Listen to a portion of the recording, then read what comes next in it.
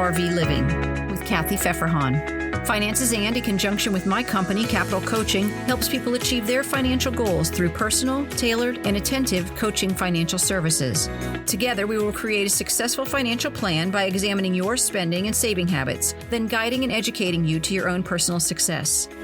Coaching services include evaluation of your spending plan, building your savings, financing your retirement, examining your insurance needs, and planning for your individual goals. Please contact me at capitalcoaching.net to make an appointment for a free consultation. Last summer, RVs became more of a staple due to COVID. The idea that we could go out and about and travel while quarantining made any type of mobile home exceptionally appealing. I called this RV living, but in truth, I'll talk about travel trailers, campers, and Class A's, B's, and C's. So what's the difference? To start with, buying in almost any one of these is not camping. It's hard to call it camping when you have a TV, a microwave, and an air conditioner, but it's easy to see why many people still think of it that way.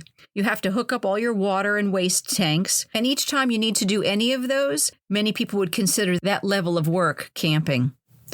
The Recreational Vehicle Industry Association shares that new RV buyers are 64% white, 38% millennials, and that's born between 1981 and 1996, 67% married, and the median age is 41, with an income of approximately $90,070. The average amount spent on an RV is $75,000. 31% are first-time owners, and most of the time they spend approximately 20 days a year in their RV. The smallest of the RVs is a towable, and it can be towed by a car or a truck. They are called fold-downs or pop-ups, and they sleep about 6 people, about 8 to 14 feet long, and will cost you about $6,000 to $20,000. They're small enough to manage towing fairly easily, but are not built for luxury. They may have beds and sinks and a stove, but they are definitely a step above a tent, but it really is just a step up. Expandables are a hybrid between pop-ups and travel trailers. They sleep about 5 to 10 people and are between 19 and 30 feet long, and they can cost you about $10,000 to $30,000. Travel trailers have many floor plans and offer bunks, Murphy beds, and outside kitchens. These too can be towed by an SUV, and they'll sleep 2 to 10 people. Many are 15 to 40 feet long and cost between $8,000 and $60,000. Fifth wheels are larger, and although still fairly simple to tow, they do require a heavy-duty pickup truck. They come with full-sized refrigerators, microwaves, stovetops and ovens, and even islands and pantries. They have washers and dryers with many different layouts that will remind you of a house. They can sleep between 4 to 9 people, are 21 to 44 feet long, and are approximately $20,000 to over $100,000. Toy haulers come out to accommodate the big toys that outdoor enthusiasts like, with rear garages to carry ATVs, motorcycles, or other large gear, along with all the comforts of a fifth wheel. They sleep about 2 to 8 people. They're 20 to 40 feet long and cost about $10,000 to, again, over $100,000 to purchase.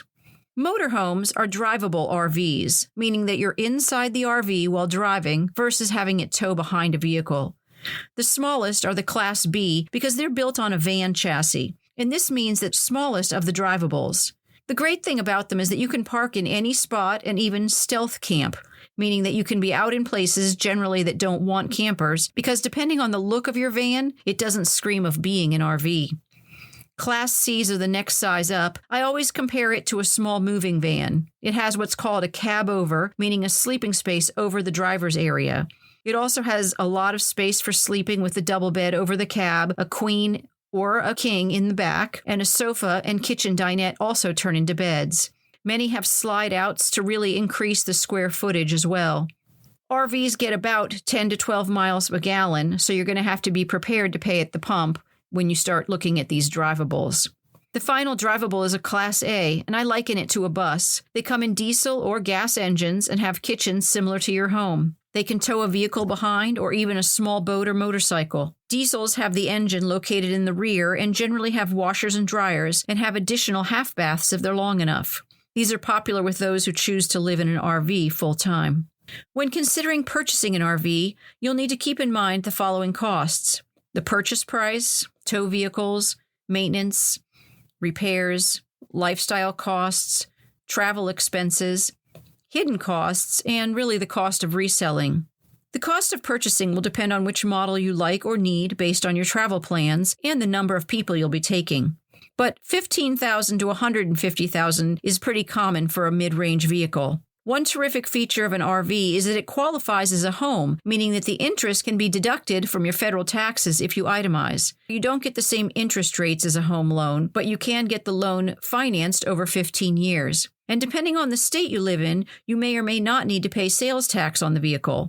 Those states would include New Hampshire, Montana, Alaska, Delaware, or Oregon. You'll need to buy insurance for your RV. It's a form of auto insurance, not homeowner's insurance.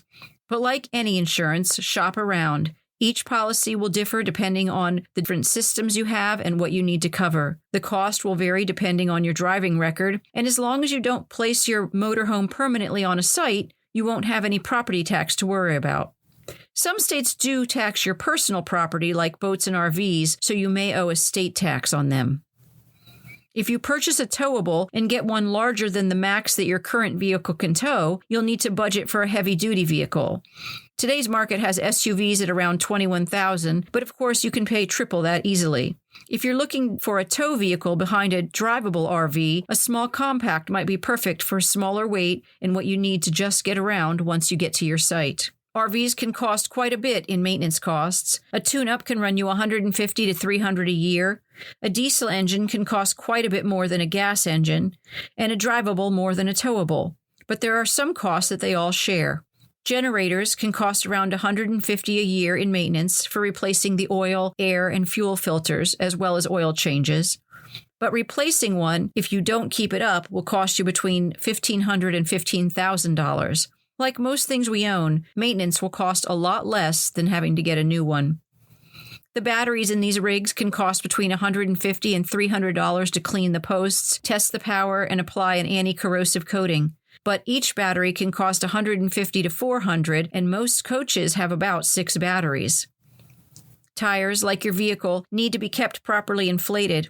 Replacing your rig's tires can run you about $125 to $400 each. The slide-outs, the walls that move out, require lubricant and rubber seals replaced. This will cost you about $200, but not keeping them up can cost you thousands of dollars. You'll also need to consider the amount you'll pay for the site that you're staying at. This might equal about $2,500 a year, depending on where you stay. Besides those costs, you'll need to consider if you're planning to do this full-time or just for vacation trips. If you do go full-time, you'll need to decide where your mail will go. There are companies that will collect your mail and forward it as you request, and if you decide to sell your home, you'll need to sell your belongings or put them in storage. And those units can be hundreds of dollars a month. To carry all your belongings, you'll need to adopt a minimalistic lifestyle. Consider what things you'll take with you and if your rig will be able to carry it all. Small tanks for water, waste, and fuel means the need to dump sooner and fuel up more often, and the possible accessories for these rigs are endless. Selling an RV has some costs as well. The RV does depreciate in value, so you'll sell at a loss, and you'll have to pay the cost to place an ad to sell your RV. But owning an RV is an amazing way to travel. When you're on your vacation, you're still always home. You'll have your food, clothes, and entertainment. You can move to warmer climates, called snowbirding, once it's cold, and enjoy the country, or a big part of it, at your own pace. You could consider renting out your unit when you're not using it as well, and reap the rewards of a terrific community of people. These are truly wonderful ways to move about and see this country, but carefully weigh the costs and research the type of vehicle that you're considering. The cost is high, but the joy that they can bring is priceless. This is Kathy Pfeffer-Hahn. Thanks for listening to Finances and RV Living. I know you chose to listen and am grateful. If you enjoyed this episode, please follow or subscribe for free in your podcast provider, and please share your favorite episodes with a friend. I'd love you to leave a review because it brings financial education to others and helps people find me more easily. It really doesn't take long, and it means a lot. Also, let me know what questions you'd like answered or any topics you'd like covered by going to the website at financesan.net and leaving a message. You can also contact Capital Coaching for your personal financial needs at capitalcoaching.net. Finances and does not provide tax or legal advice, and nothing in this podcast is to be construed as such. Always consult a tax, accounting, or legal professional for advice on your specific situation. Remember, I went to school